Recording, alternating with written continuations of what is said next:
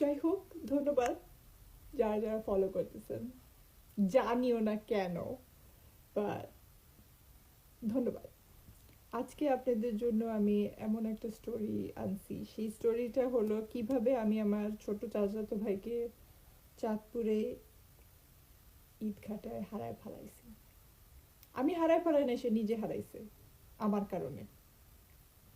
তো চাঁদপুরে ঈদের নামাজ তো সবসময় সকাল সকালই হয়, অনেক সকালেই হয়। তো সকাল সকাল উঠতে হয়। তো সকাল সকাল সব ভাইয়েরা বাপরা উঠে রেডি হয়। রেডি টেডি হওয়ার পর তারা এই বিপুনি বাগে কাছেই একটা ঈদ ঘাট আছে। তো আমার ছোট ভাই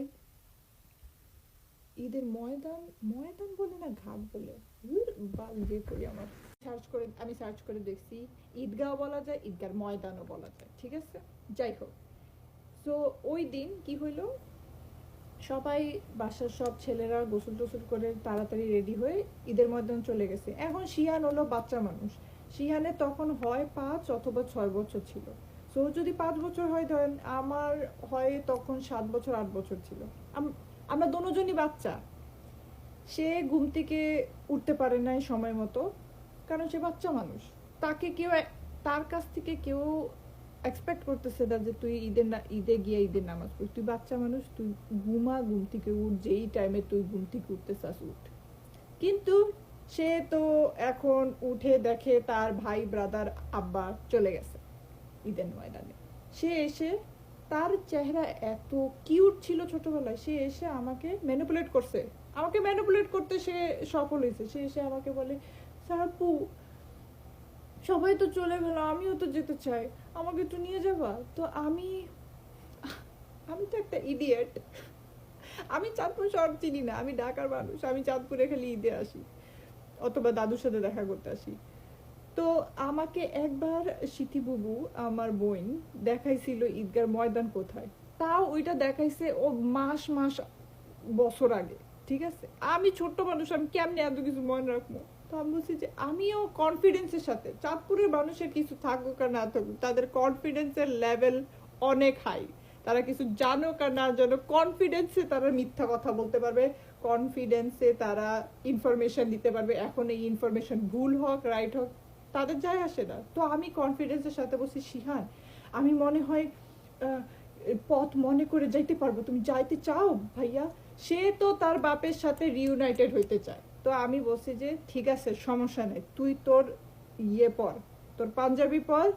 আমি আমার জুতা বাইর করে আমি বলছি, চলো শিহান আমরা যাই, তোমাকে আমি নামাই দিয়ে আসি। তো আমি তাকে বলছি, আমাদের একটাই রুল, তুই আমার হাত ছাড়বি না যতক্ষণ পর্যন্ত কচি কাকার সাথে আমাদের দেখা না হয়।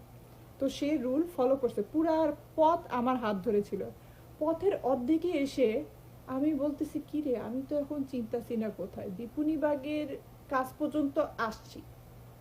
এর পরে বিপুনিবাগ থেকে এই ঈদের ময়দান কোথায় আমি জানি না। এক আঙ্কেল খুব সুন্দরভাবে পাঞ্জাবি পরে আছে। আমি বলছি যে এই বেটা তো আর কোথাও যাবে না ঈদের ময়দান ছাড়া। তা আমি তাকে জিজ্ঞেস করি, আমি তাকে বলছি যে এই যে আঙ্কেল, এই ঈদের ময়দানটা কোথায়। সে বলে, ও তোমরা আসো আমার সাথে আসো। সো এখন এই লোক চাইলে কিন্তু এই দুইটা বাচ্চাকে কিডন্যাপ করে নিয়ে যেতে পারতো, কারণ আমরা এমন সিচুয়েশন ক্রিয়েট করছি, আমাদেরকে কিডন্যাপাররা চাইলেই নিতে পারতো যদি চাইতো। এত সহজ ভাবে কেউ কিডন্যাপারদের হাতে এভাবে, মানে আমরা যেভাবে হাঁটতেছিলাম কেয়ারলেসলি, দুই বাচ্চা রাস্তায় বিপুনিবাগ বাজারের সামনে, যে কেউ এমনি উঠায় আমাদেরকে নিয়ে যেতে পারতো। কিন্তু কেন নেয় নাই জানি না। 90 দশকের মানুষরা 2000-এর আর্লি 2000-এর মানুষটা মনে ভালো ছিল দেখা। যাই হোক, আমরা হাঁটতেছি ওই আঙ্কেলের পিছন ফলো করে যাইতেছি। পরে আঙ্কেল আমাদেরকে দেখাইছে যে গেট কোথায়, কোন দিক দিয়ে ঢুকতে হয়। তো আমরা গেটের সামনে এখন, ঠিক আছে। গেটের সামনে আমি আমার কচি আকারে বিশ্রাইতেছি। আমি বলি, কি রে এই বেটা কই। আচ্ছা, কচি আকাকে না পাইলে সমস্যা নাই, আমার অন্য ভাই ব্রাদারদের যদি চোখে দেখা পড়ে ওদের কাছে এটারে আমি দিয়া জামুগা। কাউরে আমি দেখতেছি না। এখন এই বাচ্চা শিহান, সে কি করছে আমি বলি। সে আমাকে বলছে, সারাপু আমি বাবাকে দেখছি, তুমি চলে যাও, আমি আমি দেখে ফেলছি। তো আমি বলছি, আমিও এই ছোট্ট বাচ্চাকে বিশ্বাস করে ফেললাম। আমি বলছি ঠিক আছে, সমস্যা নেই, যেহেতু ও দেখছে তার মানে ও তো বাচ্চা, ও মিথ্যা কথা কেন বলবে? আমি তো ভুলে গেছি চাঁদপুরের মানুষেরা কনফিডেন্সে মিথ্যা কথা বলে। শিহান আমার সাথে তখন মিথ্যা কথা বলে বলছে যে সে তার বাপকে দেখছে, আমাকে চলে যাইতে বলছে, আমি চলে গেছি। আমি এই ছেলেকে তার বাপের হাতে না দিয়েই চলে গেছি। আমি মনে করছি সে দেখছে। ভিতরে ঢুকে আমি তো তারপর কেয়ারলেসলি সুন্দর মতো টুকটুক টুকটুক করে বিপিনী ব্যাগের ভিতর দিয়ে হেঁটে হেঁটে বাসায় চলে গেছি। আমার আর চিন্তা নাই, কারণ আমার মেইন চিন্তা হলো আমার ঈদই জোগাড় করতে হবে। 7টা থেকে 10টা পর্যন্ত হলো মেইন টাইম। ওই টাইমে আগে মেয়েদের থেকে ঈদি নিতে হবে, সব মেয়ে কাজিন, মেয়ে খালা, ফুপু যা আছে হ্যাদের থেকে আগে ঈদি নিতে হবে। তারপর ঈদগার ময়দান থেকে যখন সবাই ফেরত আসবে, সব ছেলেরা ফেরত আসবে, তখন তাদেরকে আমি জারি করব আমার ঈদের জন্য। তো আমি তো প্ল্যান করতেছি কার কার বাসায় যাব, কিভাবে কিভাবে কার থেকে কত নিয়ে, ওই প্ল্যানিংয়ে ছিলাম। আমার প্ল্যানিং আমার ইনকাম নিয়ে, ঠিক আছে। আমি জানি না যে শিয়ানের কি হয়েছে তারপর। তো আমার এক কাজিন, সে আবার আমাকে খুব পছন্দ করে, সে ঈদগার ময়দান থেকে দৌড় দিয়ে এসে আমাকে বলছে তুই লুকা, তোরা এখনই লুকাইতে হবে, নাহলে তুই মাই খাবি। আমি বলি হোয়াট ইউ মিন লুকাবো, কেন তুমি বলতেছো লুকাইতে? সে বলছে তুই যদি মাই না খাইতে চাস খাটের নিচে লুকা। আমি বলছি কেন? বলছে শিহান ঈদগার ময়দানে হারায় গেছিল, তুমি জানো কিভাবে? সে তার বাপকে খুঁজেও পায় নাই। সে স্টেডিয়ামে গিয়ে হুজুরকে বলছে আমার নাম শিহান, আমার বাপের নাম কচি, আমি আমার বাপকে খুঁজে পাচ্ছি না। সো সে আমার সাথে মিথ্যা কথা বলছে, সে তার বাপকে দেখছে। সে কখনোই তার বাপকে দেখে নাই। সে ওখানে যা যাইতে চাইছে, তারপর সে তার প্ল্যান ছিল সে এই স্টেডিয়ামের ময়দানে গিয়ে তার বাপকে নিজে নিজে খুঁজবে। সে আমাকে এটা বলে নাই, এটা তার নিজস্ব প্ল্যান, ঠিক আছে। সে হারায় গেছে, ভালো কথা। সে স্টেজে গিয়ে তার বাপের নাম বলছে, তার বাপ শুনে নাই অ্যানাউন্সমেন্ট, কিন্তু আমার দুই ভাই ব্রাদার শুনছে, গিয়ে দৌড় দিয়ে ওরে স্টেজের থেকে হুজুরের কাছ থেকে নিয়ে আইনা চাচার পাশে বসাইছে। চাচা তো ব্যাফেল, সে বলে যে এই ছেলে এখানে কিভাবে আসছে? ওই শয়তানের বাচ্চা চাচাকে বলে দিছে যে আমি তাকে এখানে আনছি। সে পুরা তার হারানো স্টোরি তার বাপকে বলে দিছে, কারণ সে সিধা সাদা। আর কচি কাকা ঈদে খুব কম আসতো, কারণ সে বাইরে থাকতো। সে যখন ঈদে আসতো আমাদের তখন সবচেয়ে লাভ হইতো, কারণ সে সবচেয়ে বেশি ঈদই দিত। এখন আমি যখন শুনছি কচি কাকা তো মেজাজ খারাপ হয়ে গেছে, তার মানে আমার সবচেয়ে বড় ইনকাম সোর্স ফর মাই ঈদি গন, এই শয়তান শিহানের কারণে। আমি অত কষ্ট পাইনি প্রথম আমি অত কষ্ট পাইনি, কিন্তু যখন আমি বুঝছি যে না আমার আসলে লুকায় থাকতে হবে খাটের নিচে 8টা থেকে 12টা পর্যন্ত পিক ঈদি আওয়ার, তখন আমার মেজাজটা খারাপ হয়েছে। শিহানের কারণে আমি ওই বছর 300 টাকা কম ঈদি পাইছি।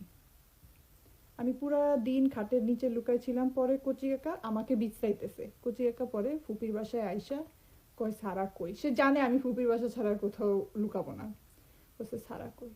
তারপর ফুপি আমাকে নাসের ফুপার খাটের নিচ থেকে টাইম না বাইর করে কচি কাকার সামনে দাঁড়া করাইছে। আমি তো কিছু বলার আগে কাইন্ডা দিছি, আমি বলছি আমি চাই না, ও আমাকে বলছে, ও বলছে যে ও তোমাকে দেখছে দেখে আমি ওকে ছেড়ে দিছি।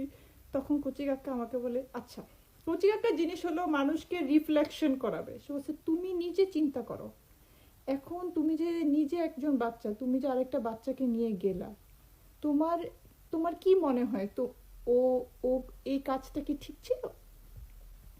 আমি বলছি না কচি কাকা কাজটা ঠিক ছিল না। বলছে ঠিক, এই তো যেহেতু কাজটা ঠিক ছিল না আমরা এটা আগে আর না করি, ঠিক আছে।